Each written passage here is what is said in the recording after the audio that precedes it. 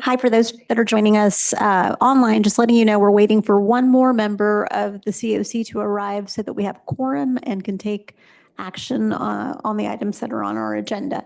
That puts our start time, we've been told that they're running about 10 minutes late. It puts our start time at about 2:45.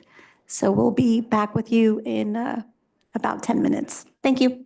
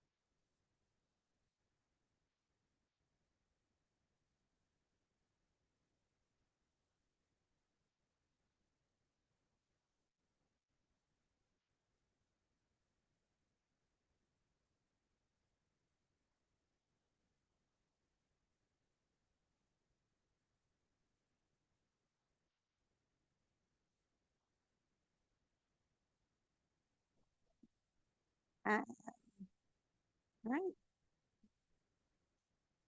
Unmute. I'm unmuted. Yes. Okay, great. Good afternoon, everybody. It's December 12th, 2024. Welcome to the United to House LA Citizens Oversight Committee. The time is now somewhere 2:45. And we are going to go ahead and call roll. I'm sorry, I'm going to give you a few housekeeping items and then we're going to call roll. First, is there anybody here to speak that is here? Okay, Joe, fill out your card. Joe, we will give you the full 2 minutes. You can take as much time as you need.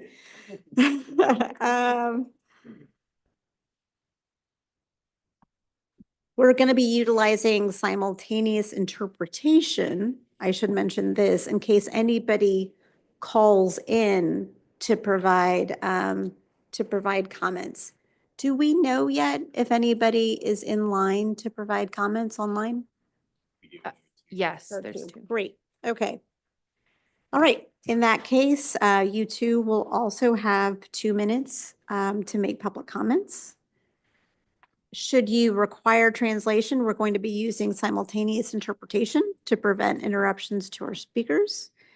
If anybody in the audience needs Spanish language interpretation, please notify the LHD staff to obtain a headset.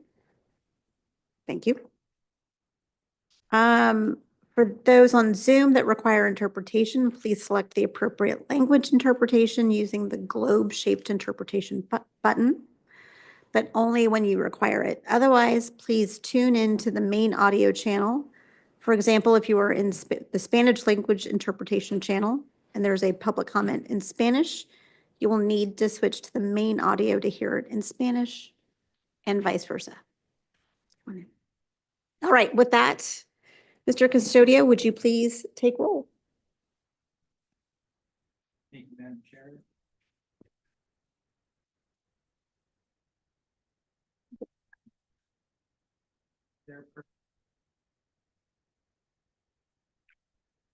Chairperson Stea.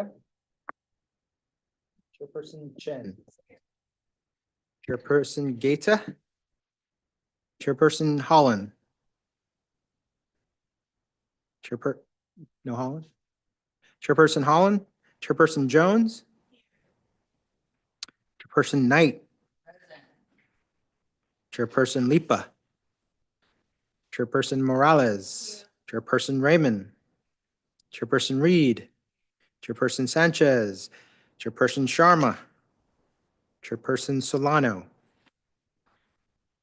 Madam Chair, you have quorum. Thank you very much. Mr. City Attorney. That closes item number 2. Moving on now to item number 3, public comment. We'll now take public comment for 15 minutes, although Joe, I think it's just you, so you've got your normal 2 to 3 minute time period.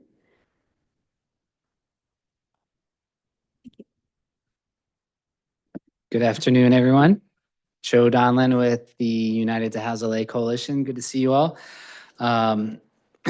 Just wanted to start with some celebratory words. First, we welcome another new commissioner, Commissioner Knight. Really appreciate you joining this esteemed body and doing this critical, important work. So it's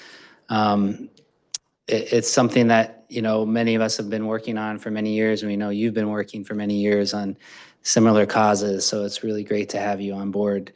But also celebrating this week because the program guidelines and the expenditure plan for fiscal year 24-25 made it through its final hoop at City Council, culminating the work of this body and of the coalition and of all the city partners that put all of the many hours and meetings into getting those 11 sets of guidelines passed. Now we're able to really accelerate the progress, right? So we've got, we shared a letter. I always got to mention, we shared a letter, usually comes, a few minutes before the meeting. But in here, you know, we highlight that we hit a couple big marks. 100,000 people have benefited from ULA. You know, that's counting all the folks, the 11,000 who benefited from rental assistance, the 10,000 construction jobs, 81,000 who have received education and outreach under the State Housed LA program funded by ULA. And, you know, we assume, you know, after the October revenues showed 480 million, that, you know, by now, with November dollars counted, we're probably at the $500 million mark. And so these are really, really big, you know, milestones. And was that 2 minutes or 1? That was 2? 2 minutes. Do you mind if I take a couple more moments? I just wanted to also note that you know, we have $318 million underway or allocated. And so among the, you know, the 3 recommendations that we put in our letter for your consideration today is, the first one is really, you know, one that I think we've all been committed to throughout, is just ensuring expedient implementation of all the programs and resources. We're at that moment. We got over this big hurdle of the guidelines and the expenditure plan. And now it's up to all of us to make sure we're saying, okay, what about this program? Where's the hiring? Where's the contracts? How many, you know, people have been helped? How many units have been produced? So I think that's on all of us, and we ask the COC to really take leadership, continue to take leadership in that area. We support the bylaws and also continued conversation about how to strengthen those, and, you know, in a way that support the COC. And then lastly, we note, and we've talked about this a number of times, and really think now is the moment to really accelerate the creation of the tenant council that ULA establishes, and the really important need to make sure that that body can exist, to probably work in tandem with this body to ensure that more tenant voices are coming to the table and contributing to the ULA programs, all of the housing issues that tenants face, and can really uplift the priorities that I think we're all trying to address. So with that, I will appreciate the extra time and appreciate all of your time today. Thank you. Thank you, Joe. Mr. Custodio, would you like to call on the online speakers? Yes, for participants on Zoom and phone, please use the raise hand function or dial 9 to add yourself to the queue. Please also remember to unmute your mic on your device or press *6 on your phone after your name is called. Okay, our first speaker is this 2 speakers, 1 Ava and 1 right. Okay.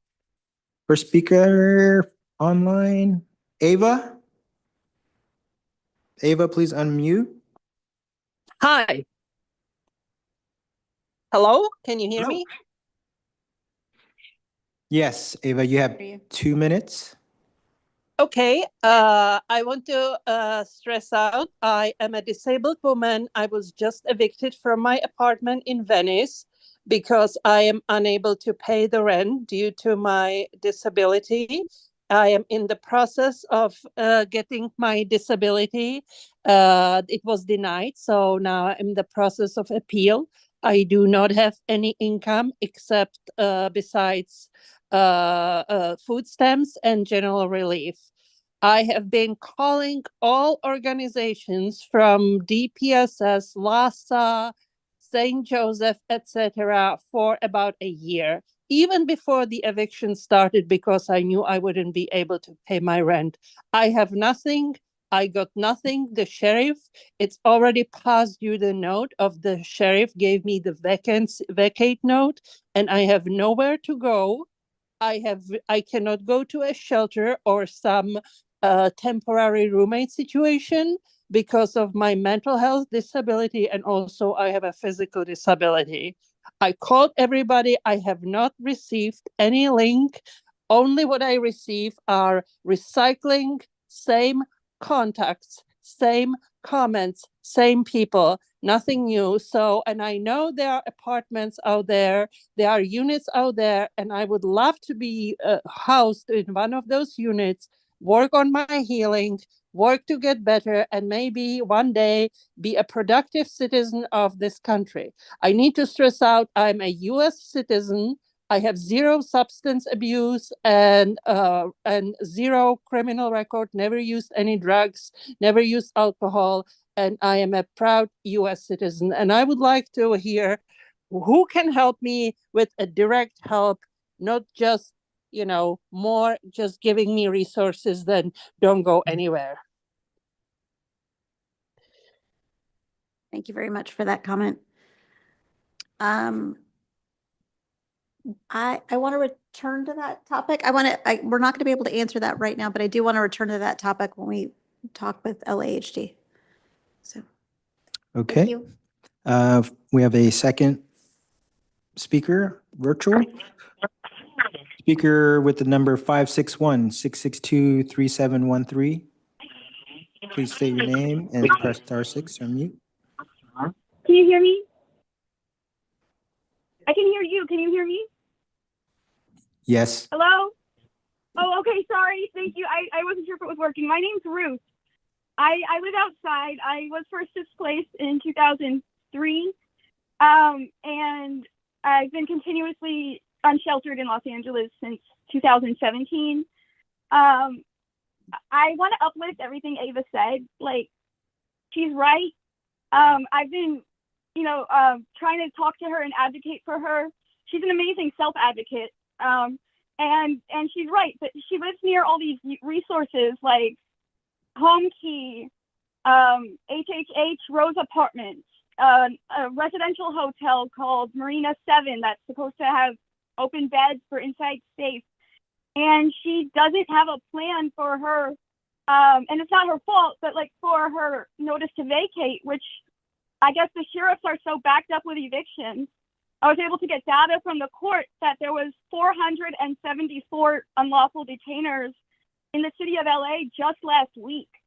Okay, so that's the only reason why she's still inside.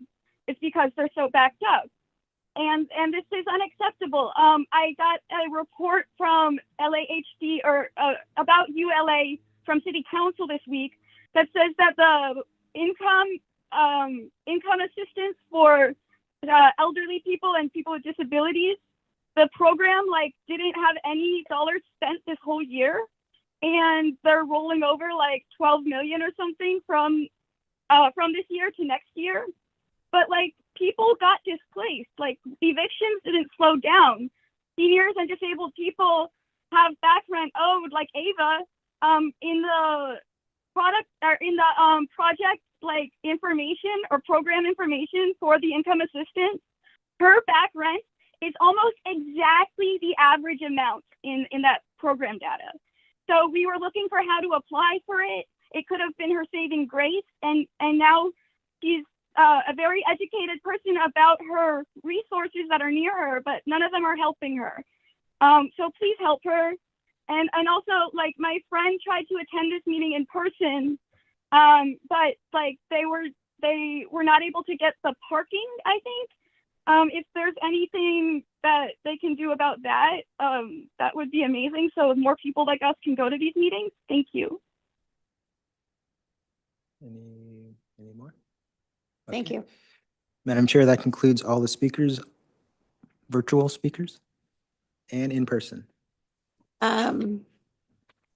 Thank you very much. That's going to close public comment. Please, though, folks on the line, we're going to talk about the particular cases. Just as a personal note, I am somebody who helps develop housing, but in truth, I don't know the access side of it, right? And so we all have these very particular lanes that we exist in, but I'm hoping somebody in the audience can help elevate some further resources or some further ways to help with access. I apologize for not being able to help further. I'm going to close item 3 and move on to the chair's report, which honestly seems not that important right now.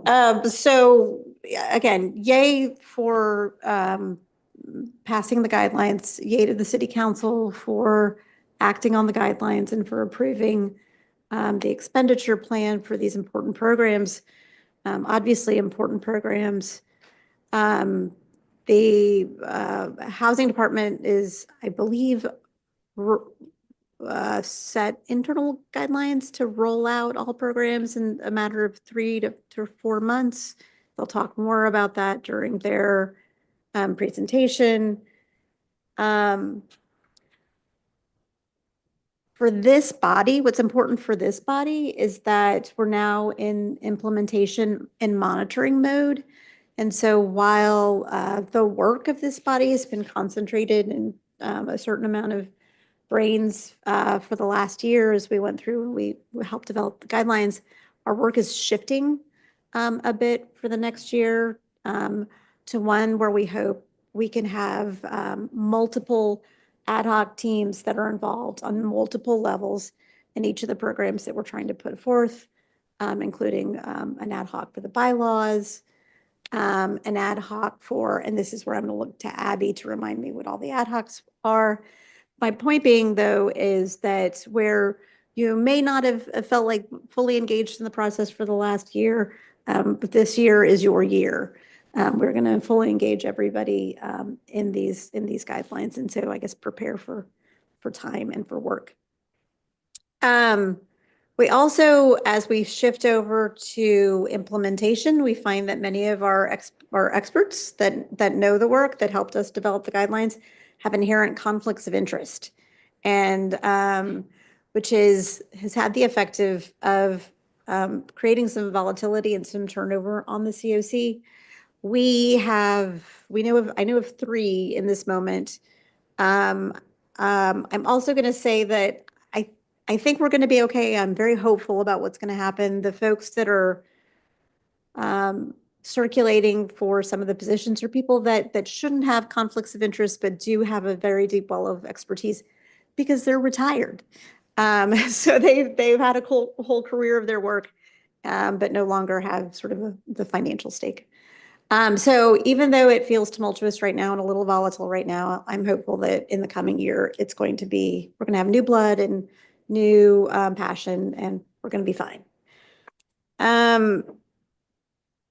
I think, I forgot to give Zella Knight the floor to introduce yourself. Zella, would you introduce yourself to the committee? Good afternoon, family. I'm Zella Knight, the newest member to the COC. Wow. I'm taking on the charge of the 2 public comments to reiterate the importance of centering the lived experience. And that's the lens for which I come from. Like many of them in the comment period, I too am a person with a disability, a lifelong advocate in regards to homelessness and housing instability. And as they have had the experience, so have I and many of my peers that are on this committee and the ones who are standing on our shoulders.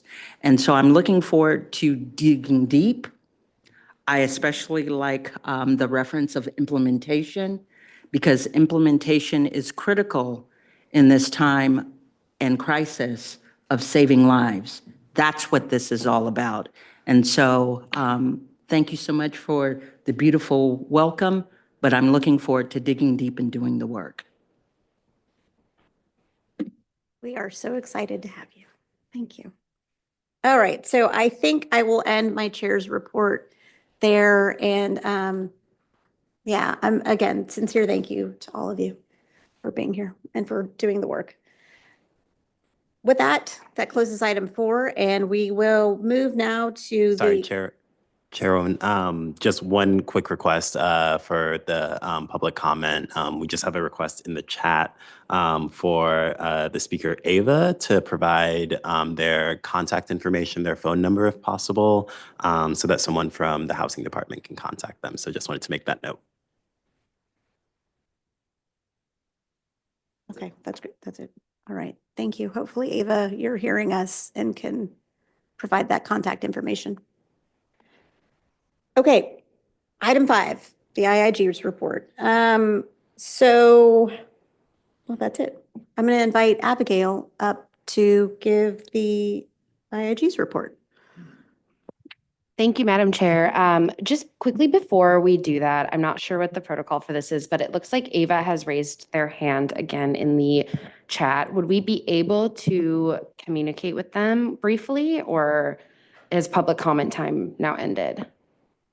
Just for the limited purpose of her providing her contact info, yeah, that's fine. Okay, so Ava, the direction is that for the limited purpose of providing contact information, we're gonna allow you to speak, and then you can provide your contact information and we'll write that down. Suggestion that she not give her contact information publicly. Yeah. Okay. The whole world. So instead, if we could give her contact information to reach Yes. out, that way she's not put her phone number. You can put my email in the chat. Okay, Yeah. okay. No. Okay, so Ava, we have put Greg Spiegel's email in the chat, and just in case you can't see that, it's greg.spiegel@laCity.org. Okay. All right, so now on to the IIG report. So as we reflect on 2024, the IIG just wanted to take a brief moment to thank the COC members, LAHD, and the coalition for all their hard work and dedication throughout this past year. So as Chair Coulter mentioned, and Joe Donlin from the coalition also mentioned, we're very pleased that the City Council has passed the permanent program guidelines, which was a huge step for our committee and for the city. We also wanted to highlight another accomplishment from 2024, which was the first annual ULA Town Hall, which we hosted on November 13th in Little Tokyo. Over 80 people attended, including community members and housing and labor representatives from across the city and county, many of those folks a part of the UHLA coalition. We had a vibrant panel discussion of panelists, including COC members, Chair Coulter and Member Chen, as well as UHLA Coalition Representative Joe Donlin and tenant representatives Carlos Casillas. The panel was emceed by LAHD Representative Greg Good. And so as we move forward, the IIG looks forward to building out our priorities for 2025 alongside of the COC members. We anticipate organizing ad hoc committees for next year's priorities, including fully building out an ad hoc committee to plan the upcoming 2025 town hall. And that is what we have for you, Chair Coulter, so you can take the floor again. And I'll add that one of the ideas already for next year's town hall is to have services tables, to have tables where people can come get access to services. I think that is it. Does anybody have any questions for the IIG before we move on to LAHD for their report out? Any questions about the town hall at all? Okay, great. No? You were there. How did it go? Yes, I was there. Yes, first I want to say thank you to everyone who planning and be part of this town hall. I think so it's the beginning on the next year with service, with table, with more community be involved. But I think so was great for be the first one. Curious only like how we reach out the community to come into the town hall. This is only my question, how we reach out, invite them, because I think so it's a good number, but I think so we need to have more people to be involved in this. Agreed. Okay. Thank you. Thank you. All right, with that, we're gonna close item 5. Ooh, I'm so sorry. Oops. Is this on? Yeah. Yeah, I had a question more about the Interim Inspector General designation. Like, what is the timeline for our hiring for a permanent Inspector General? Excellent question. That's one of the ad hocs that we will be forming. Okay. But Abigail, do you remember, Abigail and Richard actually, your contract period? Yeah, so for the Interim Inspector General, our contract will end at the end of 2025. Okay. Yeah, December 2025. Great question, though. Any additional questions?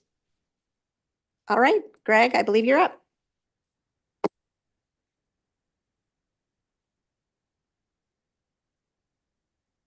Good afternoon. How's everybody doing? Good. Hey. Just following up on Commissioner Raymond's question. We will very soon be doing two things. One, there will be a transmittal going to the full, or to council for extension on the IIG contract. Concurrently, and I'll talk about this a little bit here in a second, we'll be submitting to council a staffing plan that will also include recommendations for the structure of the permanent IG. And that'll be something that that'll be collaborative, obviously, with this group. So it's sort of two tracks. The council and CAO are not going to be ready to do permanent until the litigation, as confident as we all are in the ultimate disposition of the litigation. They're not going to want to go permanent until then. So I think this timeline sort of tracks pretty well. And so that'll give also time to actually, because as we all know, hiring anybody, it takes time. And so trying to get that all teed up that should work well. So, okay, good afternoon. Greg Good, Los Angeles Housing Department. It's good to see everybody here. Welcome, Commissioner Knight. It's great to have you join us. And I do want to just reiterate to Ava, if you're out there, we certainly hear you. I think everybody in this room certainly moved by your comments and by the challenge. And so we will, if you can please make sure and reach out, we will certainly, we look forward to hearing from you. And if not, was it Rachel, the woman who followed? Ruth, I think we have your contact. So please be in touch. All right, so it's good to see everybody. This is going to be a meaty presentation, so buckle up. Hope you got your water, and look forward to talking through stuff. So actually, well, yeah, we'll start with revenue, with a revenue update. So things are literally looking up. ULA revenue is continuing to trend upwards.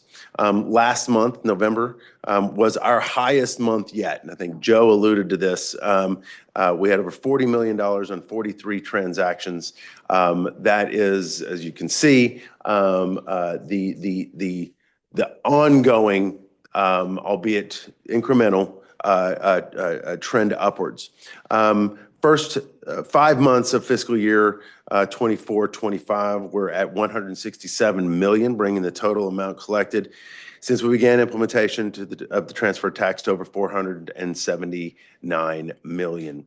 As a reminder, we have a dashboard that we're very proud of and that is available on the LAHD website, and it provides all kinds of layers to look at this, from council district to types, typologies, et cetera. So please make sure you take a look, and also trends over time.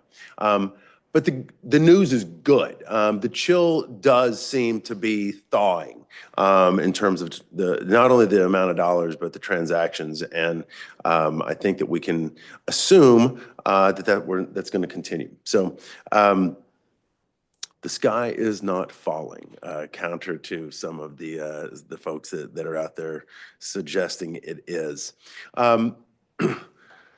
Next, we'll go to budget to actuals. So I'm going to give a much less sort of small picture here in a second, but we have a slightly different format for this table. And for the new commissioners, this will be a rinse and repeat for each of our meetings. This will also be posted, so you'll know what's happening. In light of the fact that we are now in fiscal year 24-25, note that the first column will show the carryover balance from 23-24. The second column shows the amounts allocated per the fiscal year 24-25 expenditure plan, which was just approved on Tuesday. The third column is the total expenditures that have gone out from this fiscal year's allocations. And then the final column is the remaining balance cumulative on the first three columns, if that hopefully makes sense. So we'll go a little more granular here.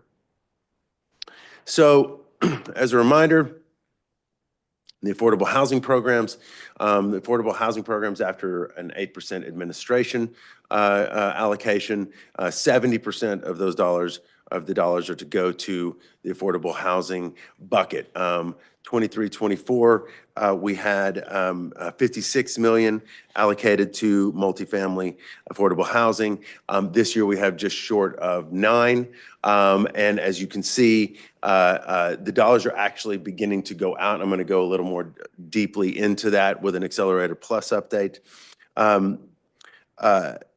Funds for the other alternative affordable housing programs, alt models, acquisition rehab, homeownership, capacity building, and operating assistance will not go out until we're able to issue the NOFAs, which we were given authority to do, again, just this past Tuesday.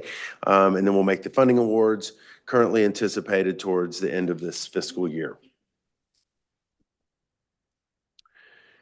The homelessness prevention programs, again, as a reminder to the public and to new commissioners, is 30% of overall allocations. And for the homelessness prevention programs, we continue to spend funds under eviction defense and prevention and the tenant outreach and education buckets. These are largely being spent on contracts with Legal Aid Foundation Los Angeles and our LeGrant Communications contracts. As a reminder, the eviction defense funding for fiscal year 23-24 was dedicated to funding the existing contract with Stay Housed LA through calendar year 2025 because they couldn't hire new staff until the litigation is resolved. So this is funding to fulfill that contract over the course of next year. And then once the litigation is resolved, Stay Housed LA will be hiring more permanent attorneys. And phase in the full scope legal services for every zip code in the city over a number of years.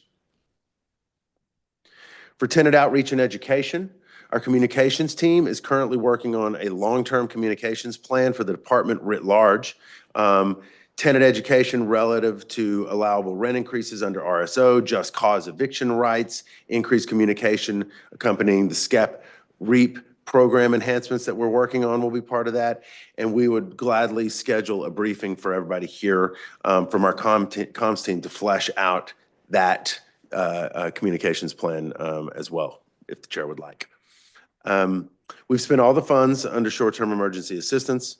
The interim income support program will start implementation, actually getting cash on the street in early 2025, and we anticipate seeing the spending of those funds over the first half of next year. As a reminder, the interim income support program was just approved by the City Council. We were just given authorization to implement this nary weeks ago.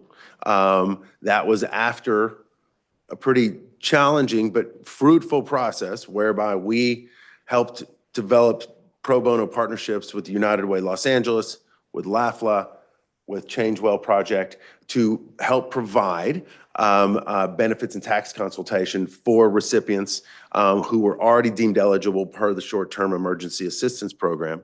That was crucial. It did take more time, but it was crucial to make sure that recipients and participants in the program frankly weren't surprised or aren't surprised by the impacts to their benefits. And so Southern California Housing Rights Center is working closely with our team and with United Way to get this ramped up to where, essentially now we're scrubbing the participants and the applications. The consultations will start at the beginning of the year and then implementation over the course of the first half. It's a big program. It's challenging in terms of implementation, but everyone's going full throttle. And on protections from tenant harassment, we anticipate starting to draw down on those funds now that we are staffed up or almost completely staffed up. I'm going to get a little deeper into this in a status update later here in my presentation. but we are starting to spend out on that as well. On administration, we continue to spend down on ULA administration. This is staff. This is all the different implementation elements. This should begin to ramp up more in the new year as we launch the implementation of the permanent programs, which again, were just approved finally this past Tuesday. So with that, any questions on the budget to actuals? All right. So, Brother Joe alluded to some big things happening. As a point of privilege, today marks my second year at the LA Housing Department. On December 12th, 2022, I had my hard copy of the ULA United to House LA ballot measure, a couple of pens, my home laptop, and I walked into a cold office on Garland Building and thought, oh my God, how in the world is this going to actually happen? Thanks to heroic efforts on the part of this committee, the ULA Coalition, LAHD staff, and I want to again call out Callie Hardy and Edwin Sun from my team, and Greg Spiegel and Liz Selby, and just a whole host of people who have worked relentlessly with the interim inspector IG, who have also just been amazing. Abby, Richard, Cecilia, Samantha, Winnie. I mean, it's really been an incredible, incredible team effort. Sometimes spinning plates, sometimes awkwardly and painfully, but ultimately productively. And I'm personally very excited and very proud of the work we've all done together, and grateful for the leadership of this committee, Chair Coulter, and crew. And also, I want to comment or note committee member Raymond, who put in just a little bit of time on it as well. So thank you all very much. So yes, since we last met, the City Council on December 10th approved the permanent ULA program guidelines as well as the fiscal year 24-25 expenditure plan. And notably, they also, as part of that, and you're all really aware of this at this point, approved LHD's recommendations for an implementation plan. What we did not want to do was to have council say, good on the permanent program guidelines, and then have to go back with an implementation plan to actually effectuate those guidelines. So what we did was we put in very explicit and direct and specific requests and recommendations for authority to do a number of different things. One, to authorize us to reopen the Accelerator Plus NOFA in the multifamily affordable housing program to utilize $10.2 million in available funds. Note, back on the budget to actuals, we were at 8.9 in terms of the expenditure plan that was approved for 24-25. It's at about 10.2 because there was a little bit of residual from round one of Accelerator Plus. So that's the delta there. So we'll have 10.2 in a reopening of Accelerator Plus. To prepare NOFAs for the Alternative Models Program and the Operating Assistance Program, NOFAs for in all models, both new construction and preservation, and then the operating assistance, and then returning to City Council for approval of those NOFAs within 90 days. That's going to be rugged, to be clear, but that's what we got authorization to do. Issuing an RFP to solicit a fund administrator to implement the acquisition rehab small NOAA program. We have already begun work on that. Very excited about that. That is, I think it merits noting in and of itself, a pretty groundbreaking step by the City Council and ultimately the mayor to give us that kind of authority to, and again, celebrate and honor this group for really pushing in the coalition for making that a part of this. Preparing a NOFA and by the way, sorry, the jargon is really just crazy. NOFAs. You'll hear NOFA over and over and over and over again in this work. It is a notice of funding availability. It is like a request for proposals. It is like an application. So whenever typically, and by the way, I don't think I knew this 3 years ago. So when you're talking about housing production, it's typically called a NOFA. And so my apologies for acronyms. Please feel free to just throw something at me if I start tossing acronyms out. So we're going to prepare a NOFA, a Notice of Funding Availability for the Acquisition, Rehab, Preserving Affordability Program, and we'll return to City Council for approval of that NOFA within 120 days. We have issued a RFP to solicit a contractor to implement the capacity building program. Also, groundbreaking stuff. The city simply has not done anything like that. As a reminder, the capacity building program is in essence, it is developing infrastructure, in this case via contractor, to help to train tenants in tenant governance and decision-making, to help train developers and project sponsors in how to work with tenants, to monitor, to advise, to provide collaterals, to basically be a one-stop shop to help develop the civic infrastructure. There's a lot of great CLTs, some of whom are partners of all of ours here and have been deeply involved in certainly Boss Reed over here is a leader in one. But we need to keep building that. We need to build that up all through the city. And that's what this capacity building hub is going to be about. And so that's pretty exciting. And then also authority to spend nearly $11.7 million in home ownership, in the home ownership opportunities program through the city's existing low-income purchase assistance program. And we've all heard about that program here at the COC.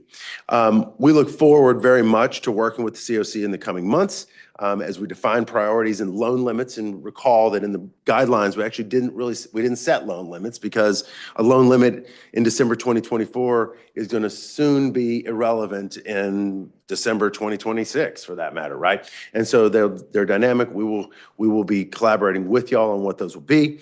And additionally, LHD is continuing to prepare a comprehensive multi-year phased staffing plan to make sure we have the human capacity to actually effectuate the work while also being responsible in terms of not overhiring until we need the folks. That plan is intended to ensure that the city and the department have the resources needed. And we think that we're anticipating putting that before council in very, very early 2025. And again, Commissioner Raymond, the permanent IG structure will be a part of that. And then finally, as I said, well, actually, not finally, I already hit this. I don't get tired of talking about the capacity building RFP, but it's out. And by the way, as I speak, literally as I speak, there is a proposers conference happening right now on the capacity building program. So that's pretty exciting. And we're looking forward to the outcomes there. Any questions on milestones? Yes. Just for clarification, what is RFP? I'm so sorry. Yes, thank you. Thank you. RFP is request for proposals. Typically, the city, public agencies in general, when soliciting or offering up opportunities for either loans or actual work or contracts, you'd have RFPs, which is a request for proposals. So it's literally the guidelines in which people can apply. In the case of building, like I say, it's called NOFAs, Notices of Funding Availability, same guidelines, or just general applications. Candidly, I'm not really sure why we call them different things, but they basically have the same import. You're welcome. All right. Oh, yeah. So the application window for capacity building closes February. Oh, yes. Sorry. Thank you. Application window closes on February 10th, 2025. And we'll have an update for y'all once we've selected a contractor to recommend. Is there internal 90 days, something? Well, you mean why February 10th? No, Oh. February 10th, like how quickly do you think the LAHD will be able to? Well, it'll depend. Let me actually explain one thing on February 10th, and I'll butcher some of the numbers, but in essence, you got to do a couple of different things. One, the city's, it's called RAMP. Can't remember what that acronym stands for, but it's basically the portal through which people can apply for via RFPs or NOFAs, et cetera. RAMP is going through a blackout phase over the course of the winter holiday for a reboot, which is good news on the back end, kind of a pain on the front end. So we really, frankly, rushed to the gates to get that thing out and posted in advance of that shutdown so that then the proposers will have time. And there's got to be, and I can't remember what it is, but there's some amount of time that has to be available for folks to propose. Gets us to February 10th. Am I missing something? It's the Regional Alliance Marketplace for Procurement. Okay, Regional Alliance and Marketplace for Procurement. I will quiz all of you on that after my presentation. So I think at February 10, we don't have a timeline quite, but I can tell you this, my team will be working quite aggressively to get a recommendation done. We will bring that, we will report to y'all on that. Ultimately, council will have to approve, and so we'll have to go get through that. And so we will be teed up to move as quickly as possible out of that framework or out of that selection as possible. And we're just hearing. We don't have an advisory role on Right, this. no. Yeah, we're just hearing it. In that situation. And just as a reminder for folks, because you don't want that advisory role, right? Okay. That puts you in a different position. But we do want to report, and you certainly will hold us accountable. Good, okay. All right. I'm gonna move, if everyone's good with it, to Accelerator Plus. So as a reminder, particularly for new folks, in fiscal year 23-24, because of the litigation, the mayor and the city council authorized us to spend up to $150 million on what I like to affectionately call baby ULA, which was 6 programs, kind of blew up the percentages, didn't adhere to those because it was an urgent moment. And one of those was $56 million to multifamily affordable housing. In order to, if you will, accelerate our ability to spend those dollars, as opposed to the development of a long-term NOFA. We didn't have permanent program guidelines, we weren't even ready because that process needed to happen. We looked to identify projects that either A, had financing gaps that were preventing them from actually concretely moving forward, and or B, needed to have a public commitment to allow them to go get tax credits or to apply for tax credits in Sacramento for funding. And so it was really categories A and categories B. So we recommended through that process, we did a NOFA, that was approved in October of 2023. We got the NOFA out. I mean, we moved heaven and earth to get the NOFA out in November. Awards were announced in April. And following that round, LAHD recommended 9 projects for a total of $55.6 million in ULA funding. Those awards helped to close financing gaps and support construction of 795 new affordable homes. Accelerator Plus funding awards fell into those 2 categories. Category A, again, which were projects that needed supplemental funds to start or complete construction, or category B, projects that needed Accelerator Plus as a sole source of supplemental funds to apply for low-income housing tax credit, LIHTC financing. Within the NOFA, within the Notice of Funding Availability, the loan limit was set at $140,000 per unit. Among the selected projects, the average per unit award was $12,526 per unit for category A, $118,000 for category B.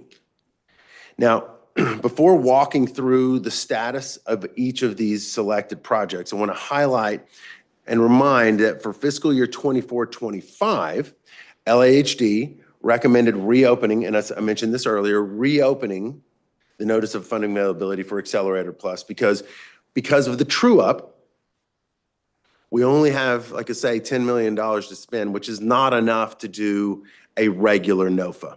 So it made more sense, and this body agreed, and council agreed, to reopen Accelerator Plus in lieu of a regular NOFA. And then moving forward into 25, 26, we'll do regular NOFAs when we get to the full allocation of multifamily affordable housing allocations.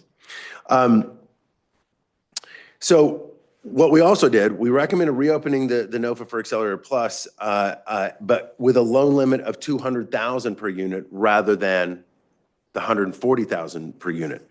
And as we'll discuss as I go over the status of these projects, a persistent challenge, and this is what that was reflective of, a persistent challenge facing the program is just the size of the resources to help close those funding gaps. So that's why we recommended a higher loan limit in this round. Any questions so far? It's a lot, I know, but okay. I'm at your disposal. All right, so let's just take a glance at where we're at. So current status on Category A projects. All projects that were awarded funds under Category A are currently under construction, with completion of all these projects expected by February 2025. One project, Vermont and Santa Monica, that's where we did that great press conference. Gosh, what were we celebrating? I'm sorry. Was it? That's right. Thank you, Joe. So it was April 1. That's right. That's where we had that great press conference. Vermont Santa Monica has begun drawing down ULA funds, and it uses about $700K as at the end of October, and that is almost at completion. The other three projects have not requested a disbursement from LAHD as of yet, but they have multiple funding sources in their capital, stacks of their different sources to draw from. And so they just may be utilizing those first. We're quite confident that they'll be drawing down on the LAHD money. And you can see they're expected ready for occupancy date. We're moving close, and that's very exciting. And that's 364 units by the end of February 2025 that will be coming online. Thank you, ULA. Oh, yes, I Commissioner. have a question. Sorry if this is like off topic or not, but so the apartments that are being built in Santa Monica and Vermont, that's like where the metro station is, Yes. like right next to LA City College? Yes, that's exactly right. Oh, that's okay. That's it. That just highlights me because I'm a student at LA City College and I've been seeing that construction.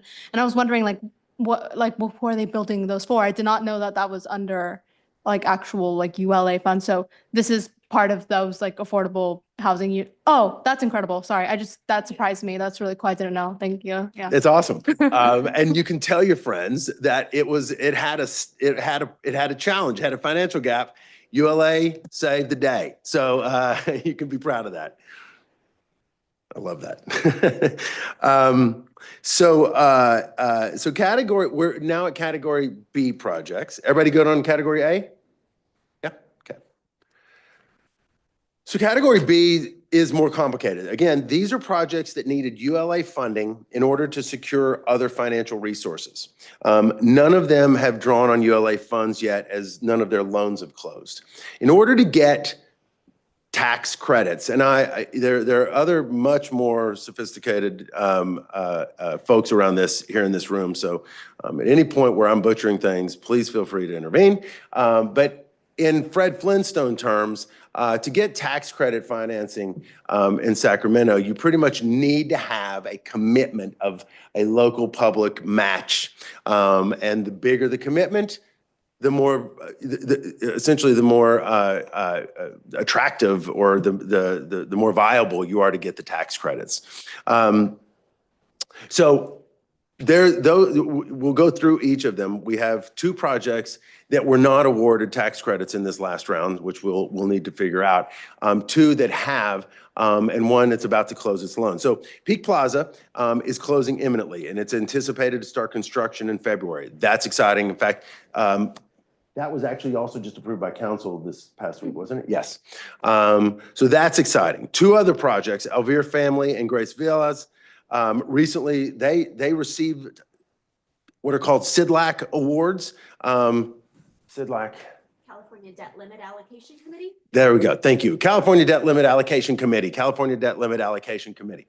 They got their CIDLAC awards, and in this most recent funding round, they'll take a few more months to close on their loans, but are anticipated to close in early 2025 and begin construction in summer of 2025.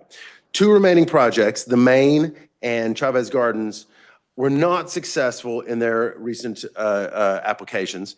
As a result, they still have some substantial gaps. We're currently working with the developers to identify the best pathway for the projects to move forward. As you can see, you actually can't see, but Maine needs another 3 to 4 million, and we'll put an application in for the next round of tax credits, 9% tax credits. Chavez Gardens needs another 10 million, and is restructuring as a hybrid 4%, 9%, and this is really very much in the weeds. And they'll tax credits, and they'll have to apply to both CIDLAC and TCAC, Tax Credit Allocation Committee. Thank you.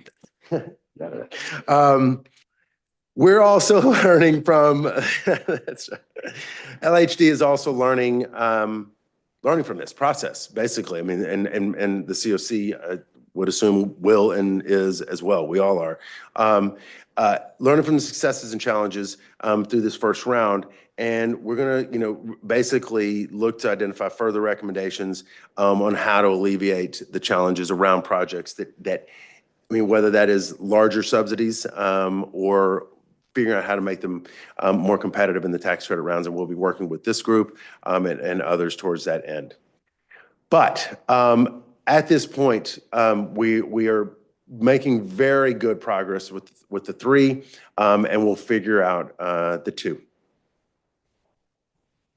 Yeah, all right. Any questions on category B? All right, I will say this, the challenges with the Main and Chavez Gardens notwithstanding,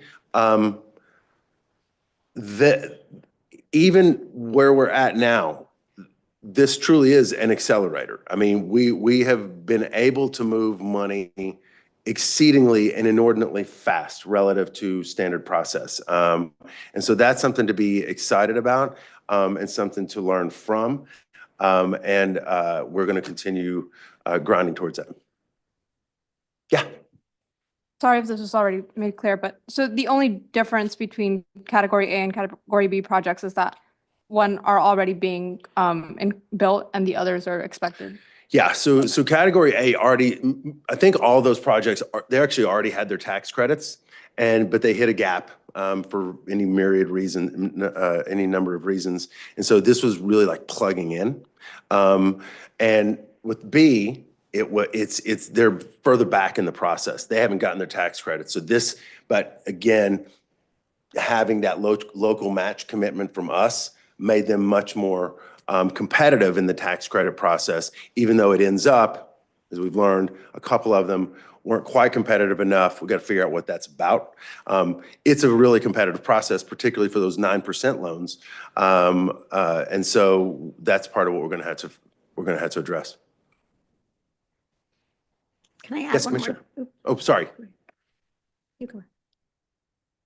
So in regards to what you just described, is there the ability to front load educational wise or support wise so that they can become more competitive? My concern is particularly what we're seeing on the radar regarding LIHTC, and particularly what's going to happen federally. The longer that this stretches out, the less competitive they're going to become. That's right, because literally as we sit here, costs are going up, right? So that is something we got to figure out. And I don't want to, it would probably be inappropriate for me to talk about specific project plans here in public, but we're going to address that. I mean, because you're right, that's exactly right. Those costs are going to keep going up. And so we got to figure out where the best bang for the buck is. I'll only add one thing that even though, you know, 2 of the projects on the list didn't make it this tax credit round, we actually, from the list, there's actually HHH dollars that are still going out. And so there's no sort of slowdown to development. It's just cleaning out the rafters for projects that still had funds and needed to move forward. So, so yes, yay. All right, thank y'all. So now we will go to tenant anti-harassment. So the committee asked us to prepare a status report on the implementation of protections from tenant harassment. You know, I'll just go straight to the slides. As the committee, actually, I'll go back. I want to contextualize this. As this committee and the public will likely recall, the initial 11.2 million allocated for this program, again in baby ULA, which was 8% of the $150 million that we are authorized to spend, which was more than the 3% authorized by the measure. So if you look at the expenditure plan, you'll see there's $0 allocated for tenant harassment in 24-25. And that's, again, because we're required by this body, by the city council, by the mayor, and by the city attorney to do this true up. So what's interesting is that while there's no allocation officially for 24-25, because so much of tenant harassment is about labor, it's about humans, and the hiring process happening. We had over 10.5 million still remaining from last year that is going to basically, that will be spent now as we're almost completely staffed up. So it's working out, even though it shows up as 0 allocation in 24-25. So first off, just as a reminder, the implementation plan, the protections from the protections from tenant harassment implementation plan that this body approved, that city council approved, really had 4 prongs. One is technology, essentially developing a platform through which we could begin to collect and compile meaningful data that would allow us as a department, as a city, to identify pattern and practice, to get to the bad actors and really be able to connect the dots to bad acting, right? A landlord who commits active harassment in the San Fernando Valley, another one down in Pedro, it ends up they have the same, they're connected, right? And you start being able to, I mean, that's a really extreme example, but just to be able to connect dots and see where identify bad actors. Excuse me. Right now we're playing whack-a-mole, right? And having a meaningful platform like that is crucial. 2 is human capacity. It's actually having boots on the ground, folks on the ground, doing the inspections and doing the investigations. You will recall, I like to refer to our Batman and Robin teams, where you have a housing inspector who's a code person, a rent investigator who's a rent person, being able to work together with real information from the platform, from our technology, to really begin to identify those bad actors and those the worst situations that need to be pursued. A third, as mandated pursuant to the ULA ordinance, is really intense and targeted and surgical outreach and education via community-based organizations. As a reminder, the ordinance requires that 30% of funds allocated to the protections from tenant harassment category be allocated to contracting with CBOs to do that outreach and education.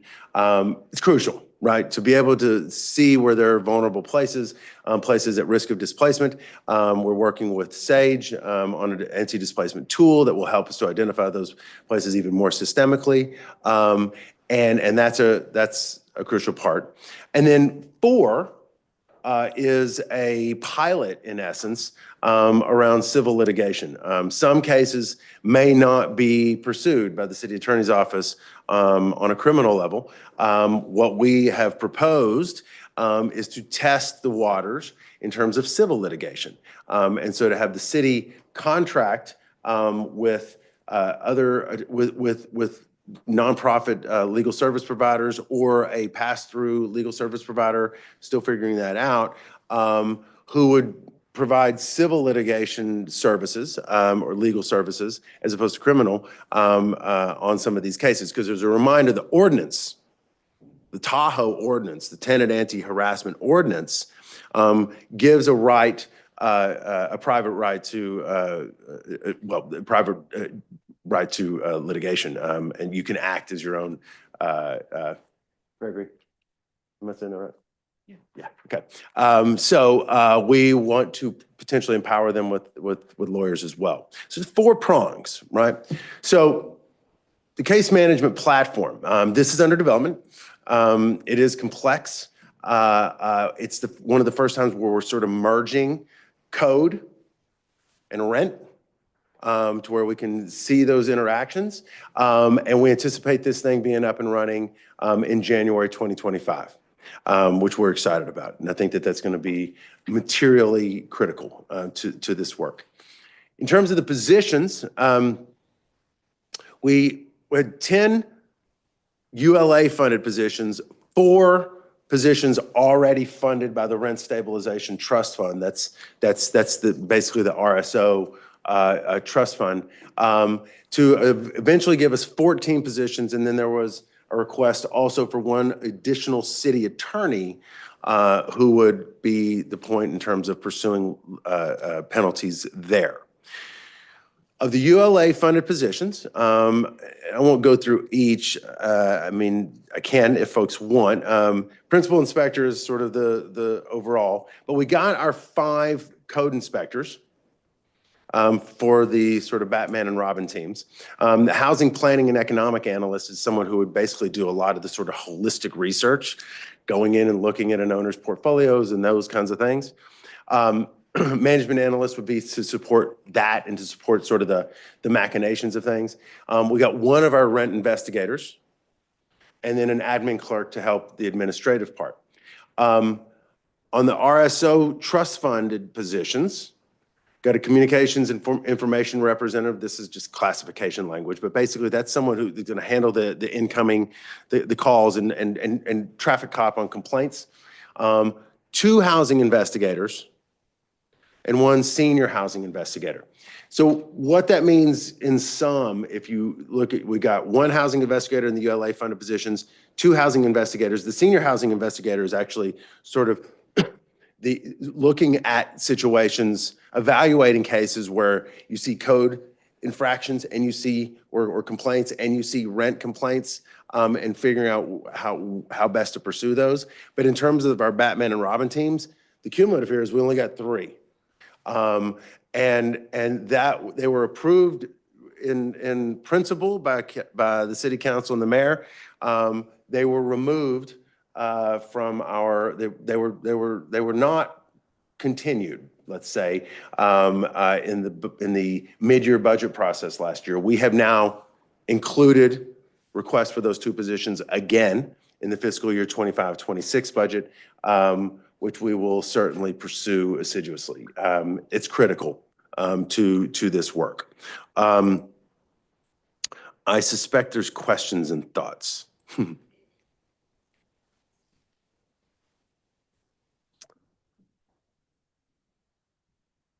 And I talked to, we'll talk more too. So we're getting there is actually the thing. And what I would stress is that we're at the precipice of being able to really, evolve the work. in essence. As you can see, our 5 code inspectors we finally got them in September 2024. They're on ramping right now. We'll have the platform teed up. And I think, next quarter will be a great time for us to do a follow-up report out as this stuff is all moving. Yes. Oh, sorry, Zarita. Quick question. Mine goes to the work that I've done, boots on the ground, and I'm trying to figure out while we're gearing up, while we're getting all these people in place to do all of this fantastic work, which I'm excited for, are we going to cease the automatic closures of these cases until they're actually examined, even though that it'll create a backlog and do that business as usual? Or are we going to keep them open and, just so the tenants won't be taken to this mill while we're waiting on this to be implemented? So I think what we'll do is continue to do preliminary investigations on them. Gladys Acevedo is with us here today. I'll ask her to maybe help us out with this question as well, though. And thanks, Rita. Hello, everyone. My name is Gladys. I work with the Rent Division, overseeing the Tahoe program. So to answer your question, yes, we move forward with preliminary review, namely the rent history of complaints and the code enforcement violation, habitability violations, as we're seeing a correlation with harassment and habitability violations. There is a time frame, however, that is allocated for tenants to submit, I think, documentation, and it's not the typical 10 to 15. We've had cases open for months. And so what we're trying to identify is what is the gap that prevents tenants from submitting evidence. Is it fear? Is it education of what is evidence sufficient to provide a case? How to lessen concerns of declaration and affidavits and submitting that as a statement. And right now, so there's a gap there to understand how can so many people file complaints and when it comes to the court submitting evidence, it's not submitted. And this is where our work with CBOs and outreach and education, webinars through State Housing LA and our own webinars through housing, I hope to fill that gap so that tenants feel empowered to submit that evidence. But to answer your question, we are doing the preliminary work. We're reaching out to the tenants, seeing if there's CBOs on the ground that we can connect with, if it's a trust component. But inevitably, we do have to close the case because we can't keep it open in perpetuity, and that's just internal processes for our cases, if that helps. Thank you. Thank you, Gladys.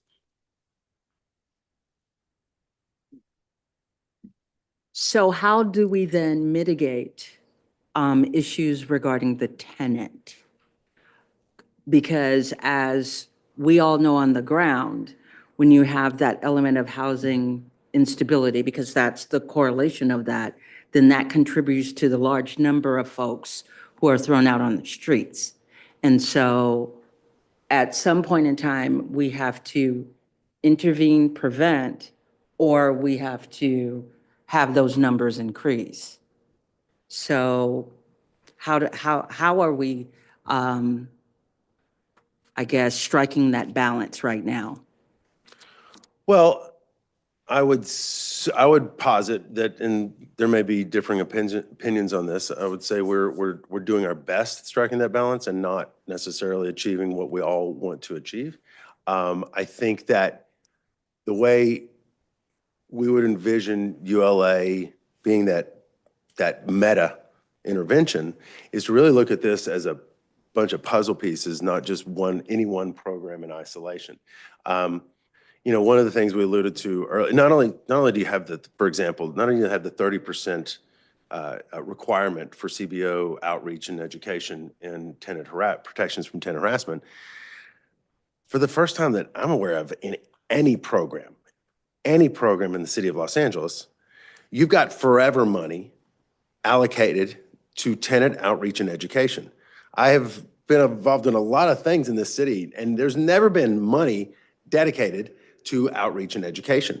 And so along with the organizing that will be happening with the CBOs and working in tandem with simply put more boots on the ground, more human capacity, Zarita, to like engage on the evidentiary trail, on the follow-up, on being more strategic in terms of which ones we're picking out. You're going to have a tenant outreach and education program, just a communication program that is going to be all about know your rights, right? And it's very, and that's on the just cause ordinance. That's on knowing that you have the capacity for eviction defense. That's at the same time, eviction defense is expanding because of the perpetuity here and the ability to hire more attorneys. And so they all operate together, I think. And to me, that allows for a much more meta intervention for the tenants. And a lot of that starts with that, like tenants understanding their rights, tenants understanding their obligations, and then having the resources, the additional resources, the increased resources to support them when they're doing that. I don't think anybody thinks that we can or are doing enough yet, but this is providing the potential to get there.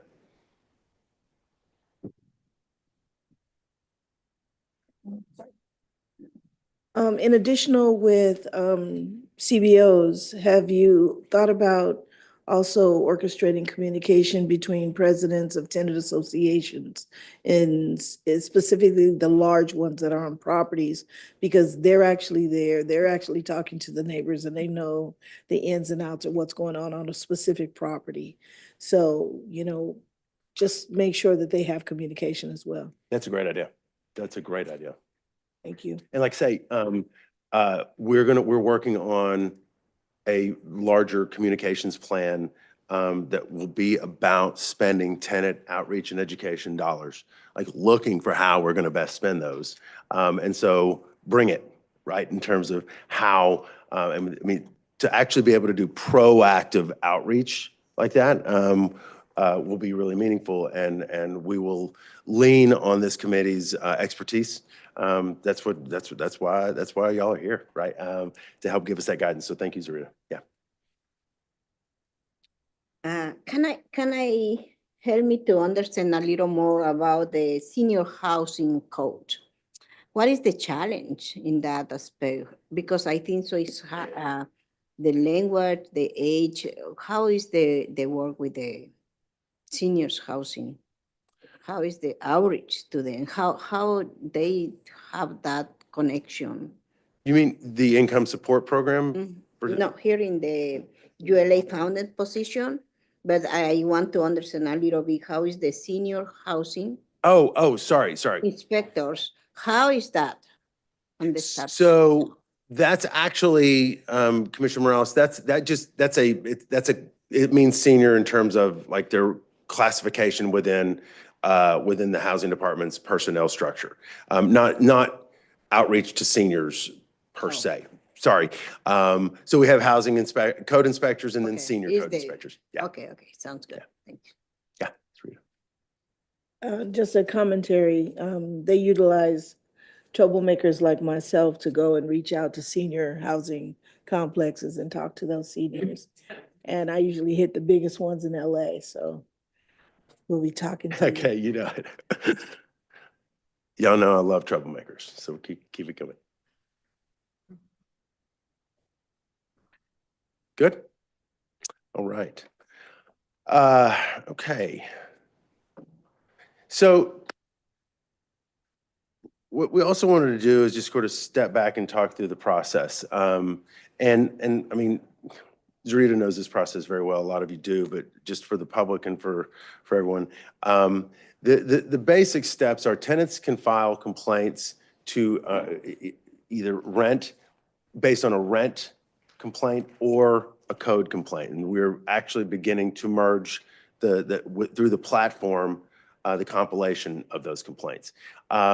If the housing investigator or the housing inspector, and investigators are on rent, basically are the rent stabilization ordinance, enforcing on the rent stabilization ordinance, or housing inspectors are code, then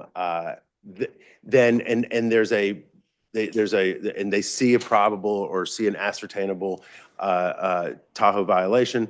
The case is then referred to the Tahoe unit for further, basically digging in and looking for evidence, reaching out to the complainant, and starting that process. As you were talking about, Zarita. They will then, and this is all really preliminary because we're building out the SNO. SNO is that case management system. That's the platform.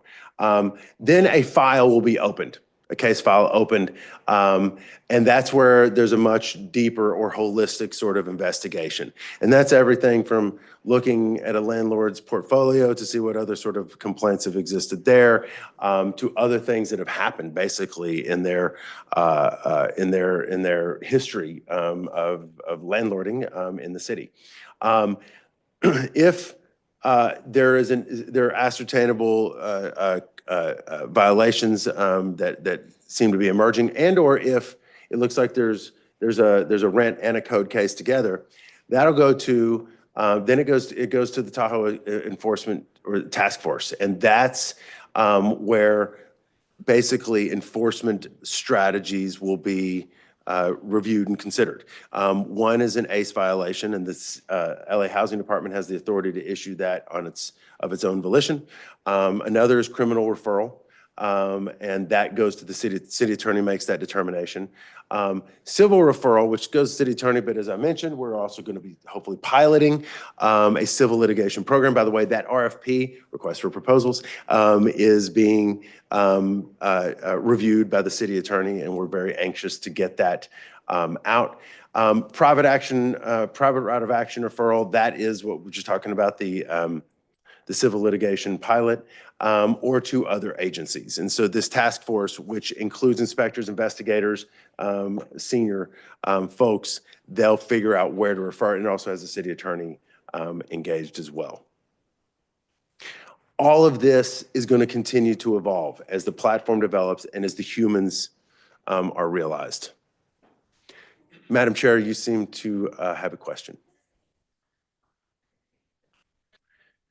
Yes, it can. Thank you, Commissioner. What is the schedule on fines for ACE? 2,000. That's right. 200, 250, 500, and 1,000. 250 for the first. 250 for the first. Right. For the second. Right. But you can get multiple citations per a complex. Multiple violations per citation. Yeah.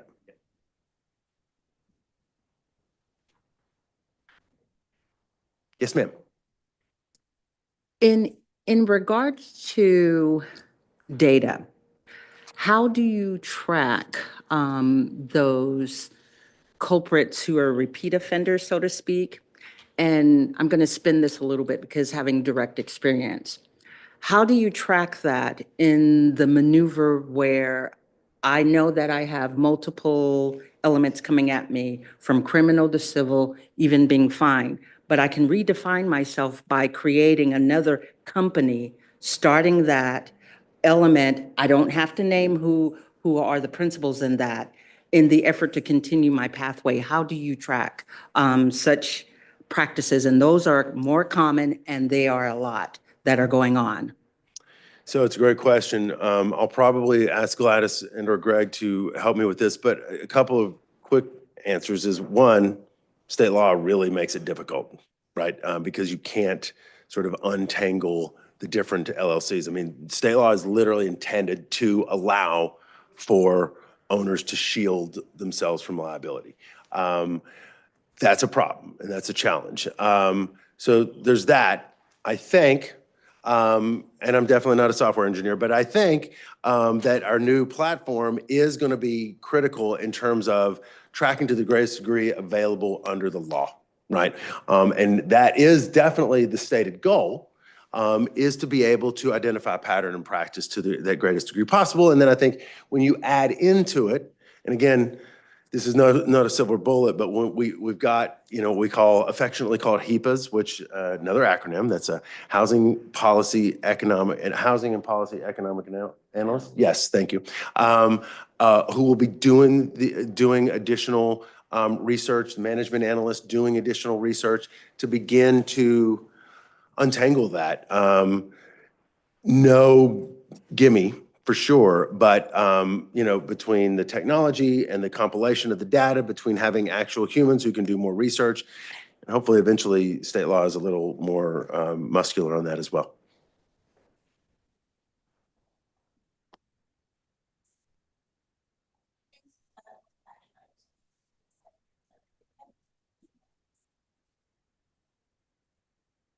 Yeah, mine was really quick. I need a direct email to that research department so I can just tell on the bad actors. I know a lot of Oh, them. that's fair. You want to email me and then we'll connect. Yes, the Okay. tenants union has been keeping track. I have no doubt. Thank you. Okay, with that, I think we should close LAHD's report unless you have other slides. Oh, nope, that's it. Okay. Thank y'all very much. Appreciate it. All right, that closes LAHD's report, which is item 6 on the agenda. We're moving now to item 7, which is an action item, is sort of an action item regarding the vice chair appointment. You all have received solicitations, email solicitations about nominations for the vice chair. This is to replace Alan Greenlee, who has rolled off of the COC. We've had a couple of hiccups in the process, and we'd like like a little more time.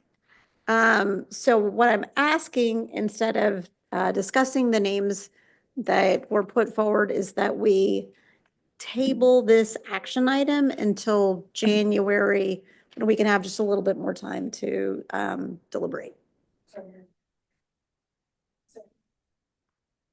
And what do I do now, Mr. Custodian? Because we're just tabling, we can, yeah, we can just, rather than take a roll call vote. Okay. If there's any objections, so it's been moved, seconded, if there's no objections, the motion passes, we'll table it. Objections? And so it is tabled. Thank you. Thank you very much. Tabled to January. Item number 8 is something that we can take action on. This is approval of the COC bylaws. The bylaws, which you all have in your packet, are detailed rules and processes and procedures that the committee will employ to conduct business. It details the committee's roles, specific membership, and sets forth procedures for appointing officers, establishing subcommittees, and conducting meetings. Sorry, looking for just a little bit more. This is this is a document that has been vetted, I know, by the coalition, by public counsel, it's been vetted internally by our IIG, maybe even by LAHD.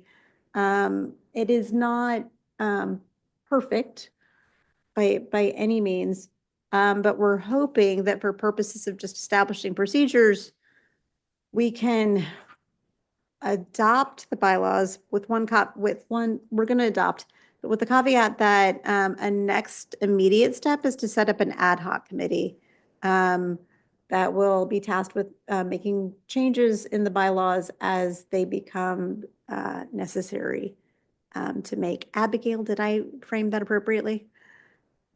Yes. Okay. All right. So I am looking. Oh, go ahead.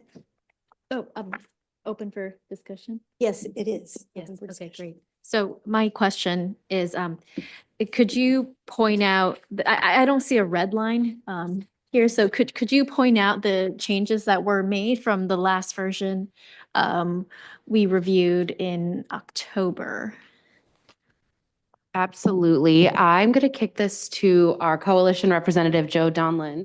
If you do you want to, if you don't have to, but give an overview of the coalition's letter that we sent that you passed along a few meetings ago. If not, we can I can bring that up and we can just re-go over that. But if you have it at the top of your mind. Okay. But the changes that we made were passed along to the COC members in the previous meeting. and they were all detailed as red lines in a letter that the coalition sent along to members. So the body has seen all of the changes before, but we can do a quick overview of that.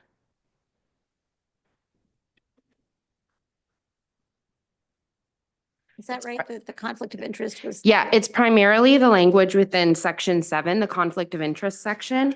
And that's, so.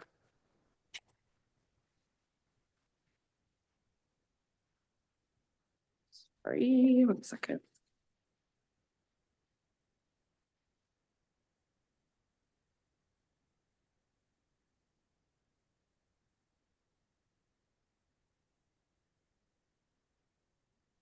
So it's section 7.07, conflict of interest. Bullet points or subsections 1 and 2 were changed. And then bullet point subsection 3 was added to highlight that members of the Oversight Committee must adhere to all applicable City of Los Angeles conflict of interest codes and regulations.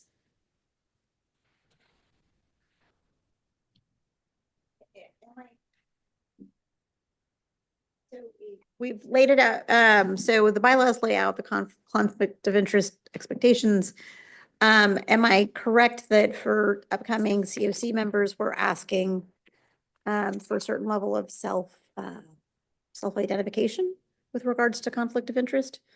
Yeah, and I think that these are questions that will continue to come up with our body just due to the prescriptive measure or prescriptive nature of Measure ULA and how it defines very clearly the experience that folks who fill each one of your seats need to have.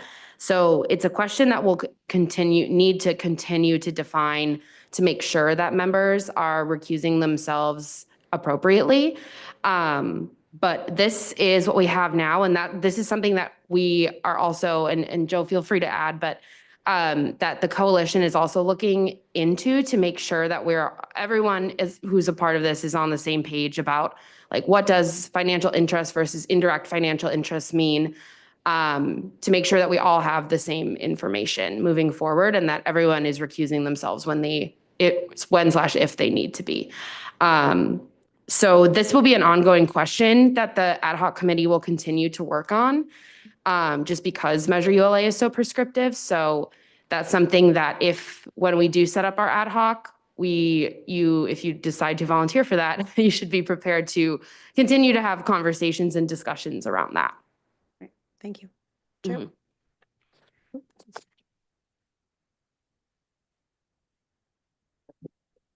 We wanted to make sure that there was proper consideration for how the measure is very prescriptive for each and every one of the seats that the Citizens Oversight Committee has, and and how to strike the right balance around finding the right candidates for each of the seats. We want to make sure that that's abundantly clear, which I think is a part of the reasoning around having the ad hoc committee. The other section, Commissioner Chen, I wanted to mention is, I think, section 3.04 IB and ID. There, we were making recommendations last meeting regarding making sure that there is the ability for someone on the committee who went on, say, medical leave or, had some reasonable excuse for missing more than 3 absences, that there would be some flexibility built in there, in some of those cases.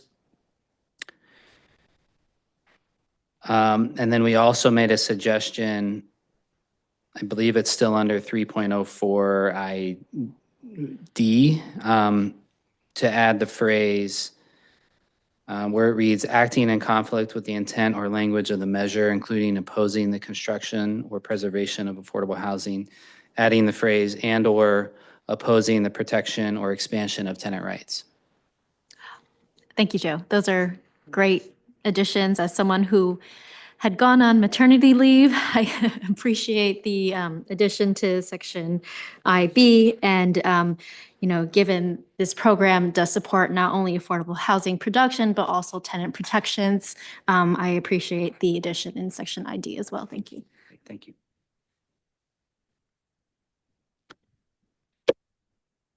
Yes.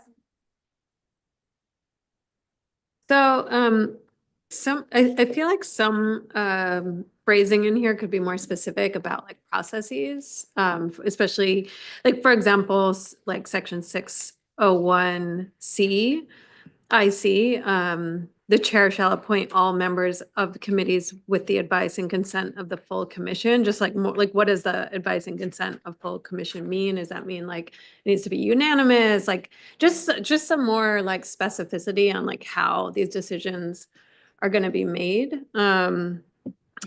Also like section 602(3), like ad hoc committees must report to the full oversight committee and cannot act independently, like more specific, like what does cannot act independently mean? Like maybe instead phrasing it like decisions made within ad hoc committees shall be brought to full oversight committee for final approval, something like that. So I have like some specific suggestions, but I don't know if now is the appropriate time to talk about that, or should we? Well, it's up to you. It's up to the body, of course. So the proposal, or what I'm hoping somebody will move, is to adopt the bylaws with the understanding that the ad hoc committee would be, probably at the January meeting, we would agendize creation of the ad hoc committee for the bylaws. Yeah. So we can kind of do this two ways, Laura, if you want to suggest like a specific amendment to adopting the bylaws, and then you could move to make an amendment that states like a specific language change. We can do that and have the members vote on that. Or we can adopt as written and then continue to edit the bylaws, because section 8.01 states that the bylaws may be amended or repealed, new bylaws adopted by the majority vote after reasonable notice of such action, which would be Brown Act notice. So we do have the ability to like continue to edit that, and with the knowledge that there probably are specific things that the members will want to opine on. That's why where the suggestion of an ad hoc committee came from. So folks can spend time, kind of like we did with the permanent guidelines, wordsmithing to make sure it fits for everyone's circumstances. What I would suggest, sorry, Zella, I see you're wanting to speak. Just to finish this thought real quick is what I would suggest is we go ahead with like just a couple different language, just for like the processing, so we're clear on how some of these decisions will be made. And I have a couple of suggestions, and then we continue like with the ad hoc committee on everything else. If that's okay. Yeah. I mean, I'll just defer to Chair Coulter, but that's you can move to amend. With advice and consent of full commission must report to the full oversight committee and cannot act independently.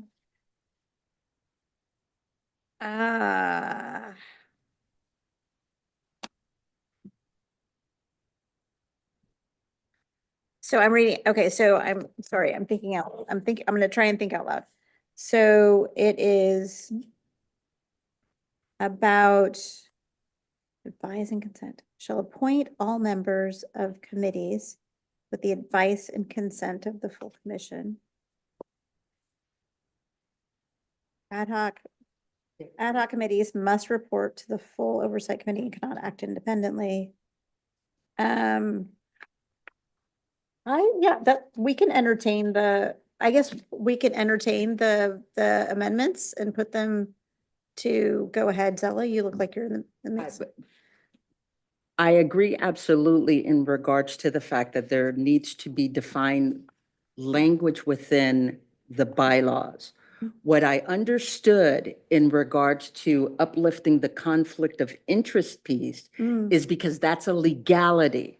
And so adopting that piece, meaning adopting what we have now, we can do with the proviso of having an ad hoc committee assist in revising the current reiteration of the bylaws and coming back.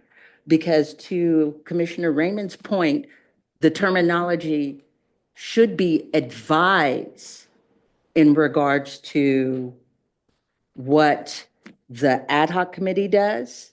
It advises, it recommends and advises. There's no language within that structure. Yes. So are you, okay, so I So think the I'm- two options are, So I'm actually asking the initial request to adopt these as is for now because of the legality that involved the conflict of interest with the proviso of it being referred to an ad hoc committee on governance or bylaw specific to bylaws. okay. So we have two motions. We have two different motions, right? We don't, we have no motion? We just have one motion to adopt the bylaws. So we're introducing. Go ahead. So Madam Chair, your initial presentation was to adopt the bylaws with the proviso of assigning it to an ad hoc committee. I agree with that. And then within that ad hoc committee, they are to do the dirty work in regards to language or wordsmithing that needs to be uplifted. They come back as they advise and recommend, they come back with those proposals to the full group to present that. And then it's up to us to either accept those recommendations or not. Okay, so That's a motion. Let me just confirm with Commissioner Raymond that my understanding is that you have specific language that you'd like to introduce, or no? Yeah.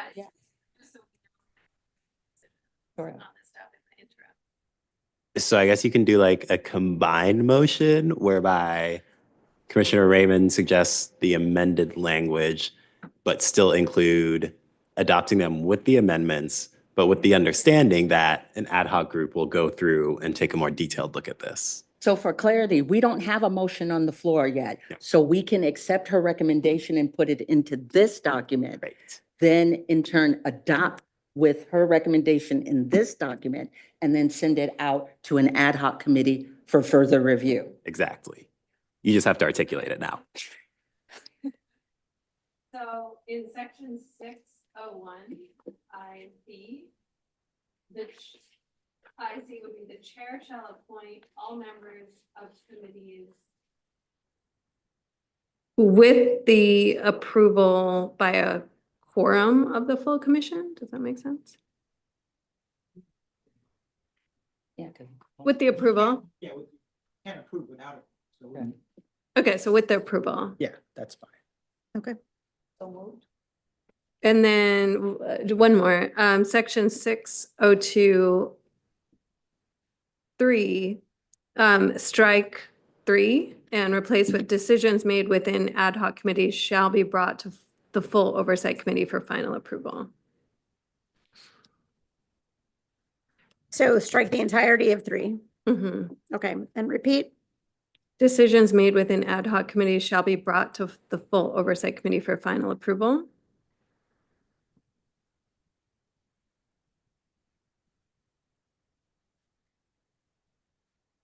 So the motion, that's not a motion, the amendment, So, go ahead. please. So you'd also have to, okay, so I'm not making it, but what I'm hearing is the motion would be that you would adopt the bylaws with the following amendments to section 6.01, numerat 1C, that would strike advise and consent and replace that with approval. And with the amendment to section 6.02, Romanet 3, that would be stricken and replaced by decisions made within ad hoc committee shall be brought to the full oversight board, oversight committee for approval. And that adopted with those amendments, an ad hoc will be seated to consider further amendments to the bylaws. That would be the motion, I think. Yes, so moved. Second. Well, wait, I think an actual member has to make it. I was just saying that. Okay. Yeah, So yeah.